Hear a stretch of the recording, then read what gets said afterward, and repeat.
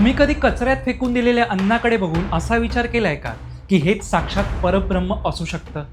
आजची ही गोष्ट अशा एका दिवसाची आहे ज्या दिवशी एका उष्ट्या पत्रावळीने जगाला एक महान संत दिला. ही तारीख होती 23 फेब्रुवारी 1878ची. दुपारची कडक उन्हाची वेळ होती. विदर्भातील शेगाव गावात देवीदास पातुरकर यांच्या घरी एक कार्यक्रम नुकताच पार पडला होता. जेवणावळी उरकल्या होत्या आणि घराबाहेर रस्त्यावरती उष्ट्या पत्रावळींचा ढीग पडला होता. सर्वसामान्य माणूस त्याकडे पाहून काय करेल? नाक मुरडेल, बरोबर. पण तिथेच एक तरुण बसला होता. अंगावरती कपडा नाही, पण चेहऱ्यावरती माध्यान्नीच्या सूर्यासारखं तेज होतं.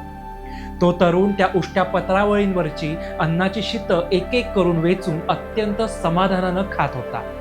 पण इथेच खरी गंमत आहे. बंकटलाल अग्रवाल नावाच्या एका पारखी नजरेच्या व्यक्तीनं हे दृश्य पाहिलं.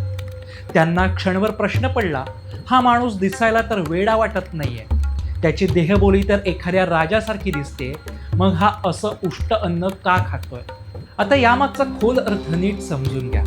त्या तरुणाला भूक लागली होती म्हणून तो ते उष्ट अन्न खात नव्हता. त्याला आपल्या पहिल्याच कृतीतून समाजाला एक जबरदस्त धडा द्यायचा होता. तो धडा म्हणजे अन्नम ब्रह्म. अन्नाला कोणतीही जात नसते आणि अन्न कधीच शिळं किंवा घाणेरडं नसतं.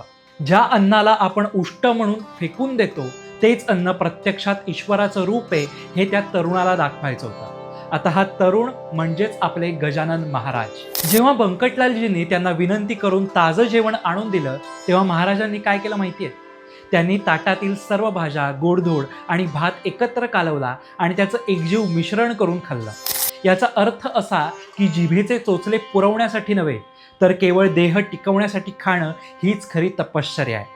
त्या दिवशी त्या उष्ट्या पत्रावळीमधून जे तेज प्रकट झालं तेच पुढे शेगावचे परब्रह्म श्री संत गजानन महाराज म्हणून ओळखले जाऊ लागले. विचार करा, जेव्हा आपण अन्न वाया घालवतो तेव्हा आपण देवाचा अपमान करत नाही होत ना?